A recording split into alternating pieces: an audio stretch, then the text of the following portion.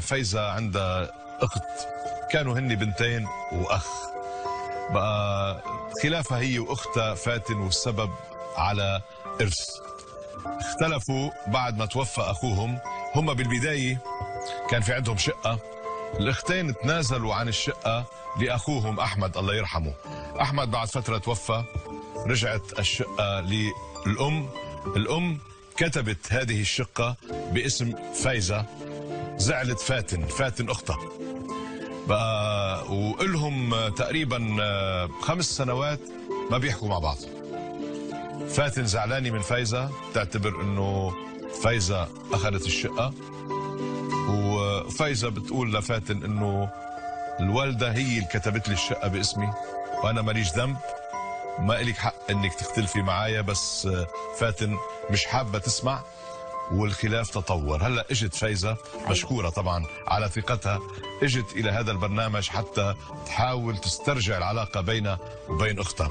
نحن رح نساعدك فايزة وان شاء الله ننجح، لانه الخلاف الخلاف لما بيكون خلاف مادي بينحل ان شاء الله. بينحل. بس ان شاء الله. شو بدك تقولي لها؟ نعم، شو رح تقولي لها؟ ايه رح تقولي لها اياه؟ اقول لها لو انت عايزة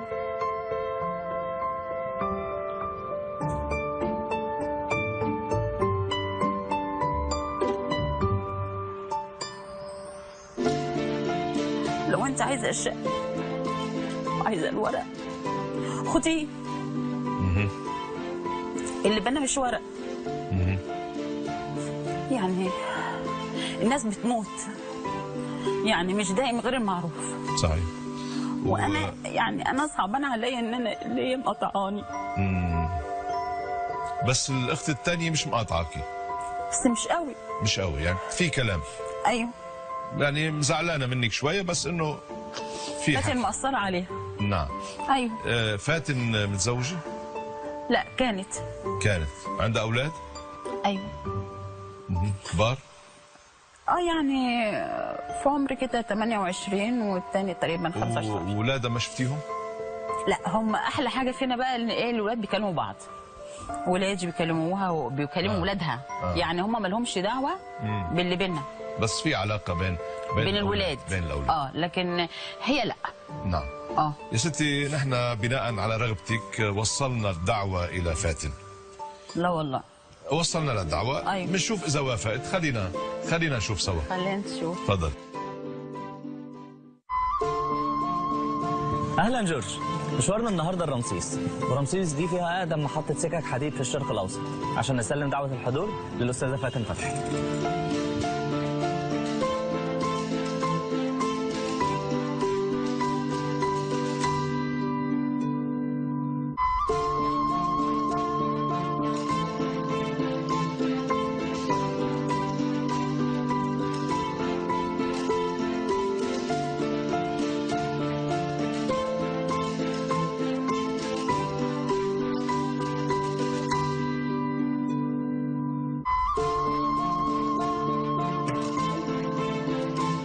صباح الخير. حضرتك مدام فاتن فتحي؟ ايوه. حضرتك 42 سنة؟ ايوه. ليه؟ مدام فتحي حضرتك؟ أنا مدير من برنامج جورج القرداحي. اهلا وسهلا. كنت عاوز أعرف حضرتك خريج البكالوريوس أداب صح؟ ايوه مظبوط. قسم فلسفة. حضرتك عندك ولدين؟ ايوه مظبوط. طيب، مدام فاتن دي دعوة حضور لبرنامج جورج القرداحي. ميرسي. بمناسبة ايه؟ دي ضمن الإعداد هيقول لحضرتك كل التفاصيل اللي حضرتك محتاجاها وإمتى تكوني موجودة عندنا، بس أهم حاجة حضرتك هتشرفينا وقبلتي الدعوة ولا لأ؟ طبعا قبلت. وحد يكره ان يقابل الاستاذ جورج القرداحي؟ جورج، مدام فاتن قبلت دعوتك. فاتن أصبحت هون بالخارج، مش عارفة شو اللي حاصل هون ولا عارفة مين دعاها. بشكرها أنا على كلامها اللطيف، ولا بتشكرها وجها لوجه. على كل حال، بس بذكركم بالقصة أنه في خلاف بين الأختين، بين فايزة وبين فاتن. سمعنا فايزة قبل شوي خبرتنا روايتها، قصتها أنه اختلفت مع أختها على إرث، على ميراث شقة، لأنه والدة الاثنتين كتبت الشقة باسم فايزة. فاتن ما حبتش الموضوع وزعلت من أختها، وإلهم أكثر من 5 سنوات ما بيحكوا مع بعض رغم كل محاولات فايزة. رح نتابع الموضوع نستفسر أكثر، بس بتصور أنه ممكن ينحل لأنه بيضل في هيك حنان وعلاقة طيبة بين الأختين. بدنا نرحب بفاتن.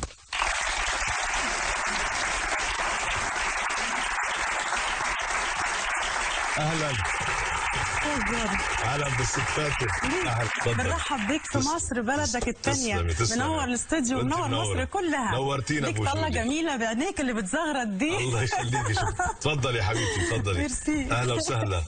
اهلا كيفك يا بيك. ست فاتن؟ اهلا بحضرتك. انا بشكرك انك قبلتي الدعوه، بشكرك على كلامك اللطيف اللي قلتيه للساعي البريد واللي قلتيه هلا. يا استاذ جورج، ده اقل ما يجب تقدير يعني مننا كلنا. تسلمي. كان نفسي كتير من زمان قبلك. تسلمي. ودي فرصه كبيره قوي ليا. حلوه. وانا شرف الي. شرف لي انا والله. خبريني شو وضعك، كيف عايشه، شو عامله؟ انا دلوقتي حياتك ازاي؟ زي الفل. زي الفل ان شاء الله. الفل. شو عندك اولاد اسم الله؟ عندي 2 اولاد صبيان ولا بنات؟ صبيان. 2 ولدين، ما فيش بنات؟ لا. عشان كده بحب البنات كلها اللي في الدنيا. قديش عمرهم اسم الله؟ الكبير عنده 27 والثاني كده يعني 24. الله يخليهم. الله يخليك. تزوجتي حدا منهم؟ لسه. ان شاء الله تزوجيهم يا رب. وتزوجي اولادهم كمان ان شاء الله يا رب. يا حبيبتي اهلا وسهلا فيكي. اهلا بحضرتك. فاتن، الحقيقه مش انا صاحب الدعوه، في شخص حب يدعيكي بس دعاكي الى برنامجي بواسطتي انا، يعني انا كنت وسيط. بتحبي تعرفي مين دعاكي؟ غير حضرتك يعني؟ الشخص دعاكي يعني هو اللي وجه لك الدعوه من خلالي انا. تحبي تعرفي مين؟ طبعا احبها. طلعي بالشاشه هون.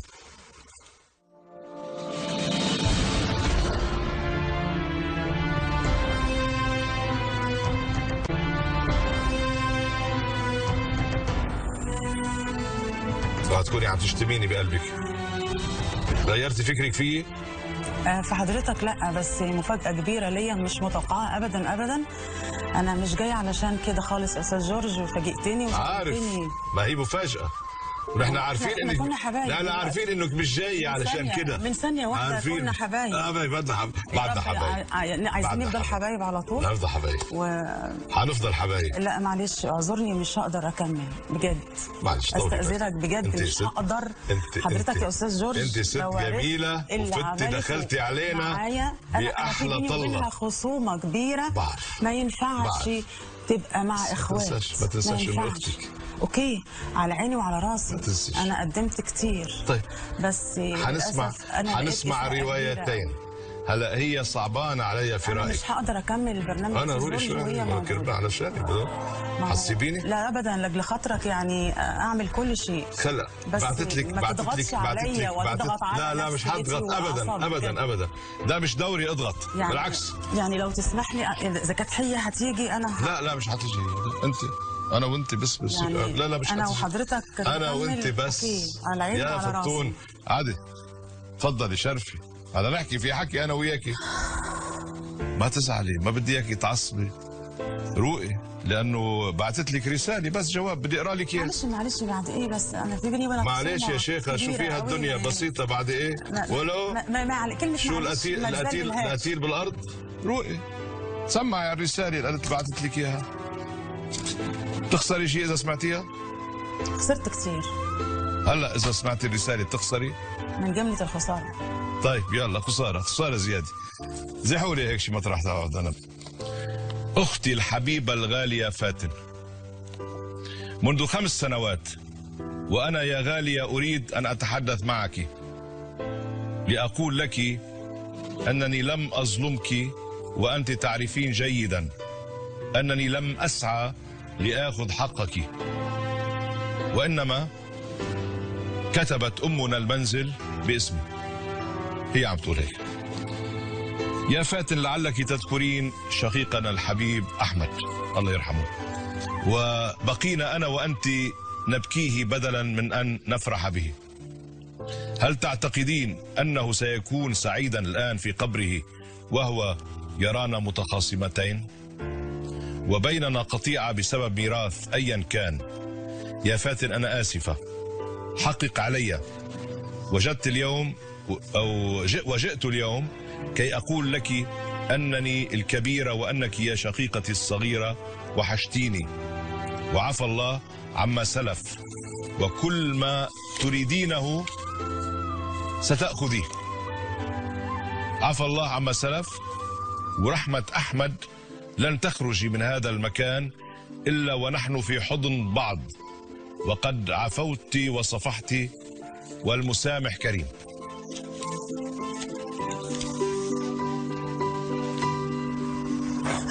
لا مش هسامحها يا أستاذ. ليه؟ قولي لي ليش مش هتسامحي؟ ليه مش هتسامحي؟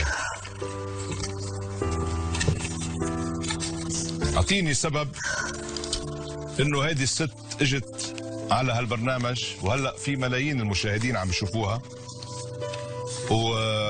واجت تقول لك أنا اعذريني، سامحيني، أخطأت، أنا آسفة، بس مش ذنبي، أمي كتبت البيت، وأنا مش مستعدة أعطيكي كل اللي أنت عايزتيه.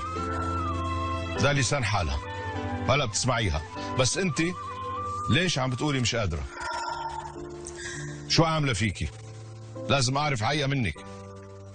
عملت كتير يا أستاذ جورج. مثلا الموضوع يا أستاذ جورج بدأ من أول كنا أسرة مكونة من أب وأم وثلاث بنات وولد. الأب الله يرحمه من سنين طويلة كنا عايشين في شقة تمليك. بابا الله يرحمه لما توفى الشقة اوريدي بقت للورثة، اللي هي ماما وانتوا تنزلتوا بنات والولد. بالظبط كده. الولد كلنا كنا متجوزينه في بيوتنا، الولد ما كانش متجوز وكان قاعد مع ماما في الشقة. وطبعا احنا عشان ما عندناش غيره وبنحبه قوي قوي اتنازلنا له بمحض ارادتنا عن الشقة، وكتبنا له كلنا تنازل. في الشهر العقاري بقت الشقة باسمه. صحيح. ابتدى هو يوظف في شقته علشان عايز يتجوز فيها. ماما قاعدة معاه ست مسنة، وضب الشقة كأن عريس هيتجوز فيها بالظبط.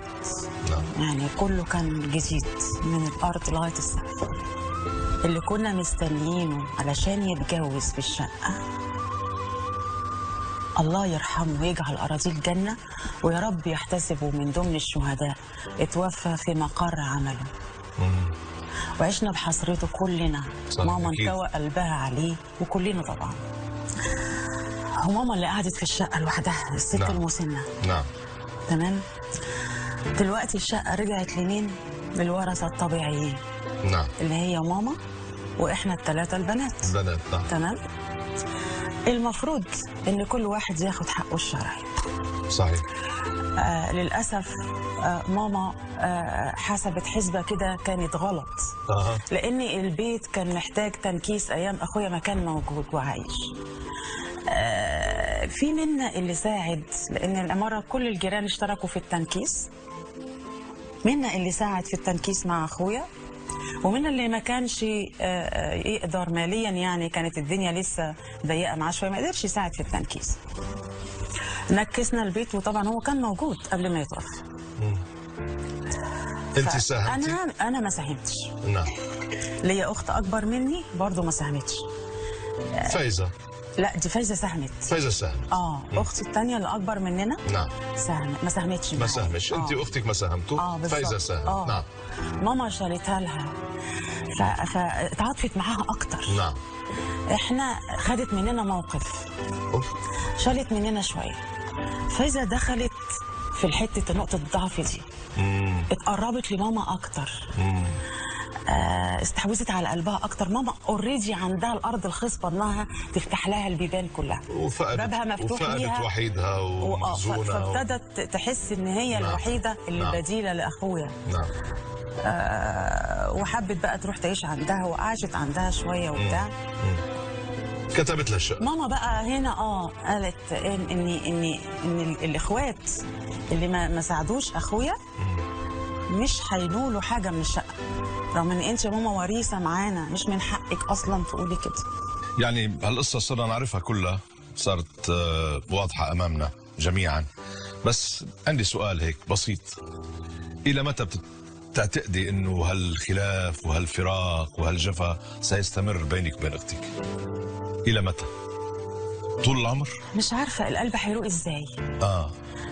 يعني هي ظلمتني، ظلمتني ظلم باين. انت خلص شلتيها من حياتك نهائيا؟ معقول؟ خلت ماما قاست عليا وبقت تقابلني وحش، وكل ما اروح استرضيها رغم اللي عملته، واحنا خلاص فوضنا امرنا لله انا واختي، لاني سلمنا امرنا لله. ما ينفعش بس اقضي ماما. اختك الثانيه بتحكي معاها؟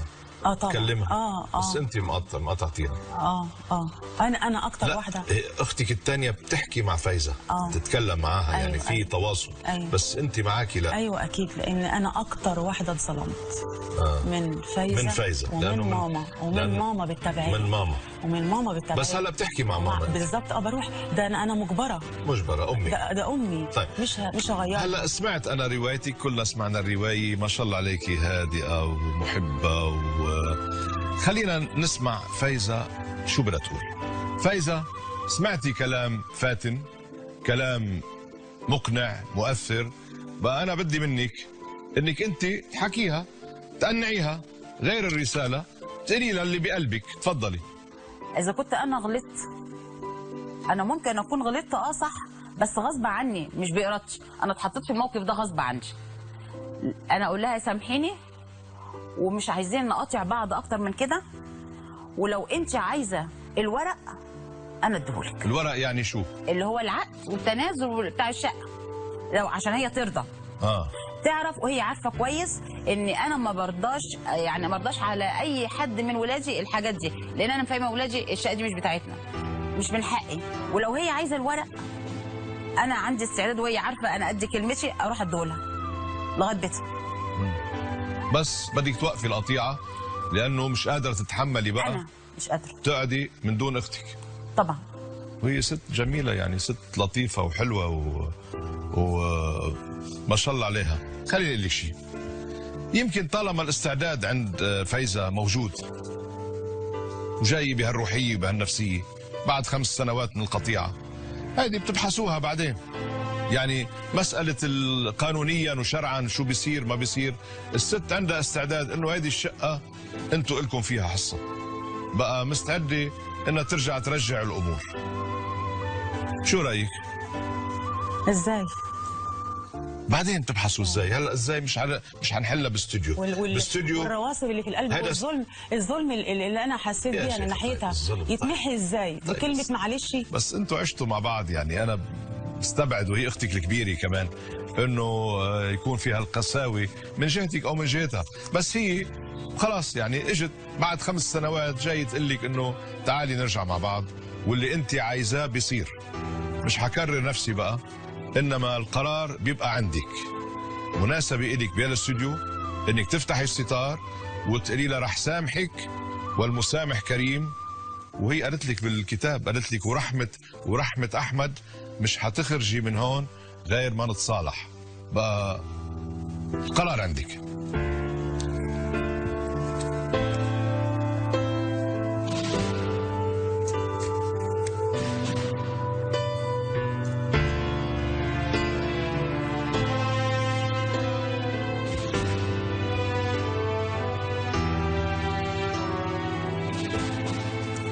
يعني صعبة على كل حال. نحن حاولت جهدي، ما بدي اضغط اكثر من هيك، رح صير انا كاني شاهد زور. فاتن، بدك تصالحيها ولا لا؟ من القلب. لاجل الورد ينسقل عليك يا استاذ جورج، لاجل الورد ينسقل عليك، والورد ده هو انت. انا الورد؟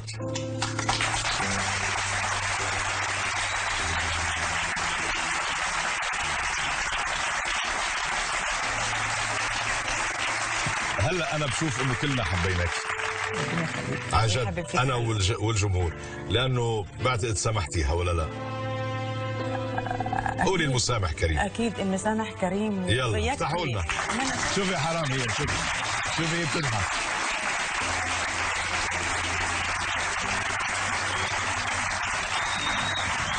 تعال ارجع تعال.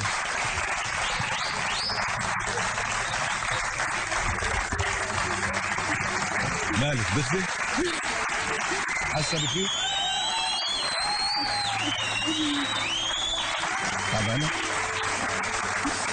كويسة؟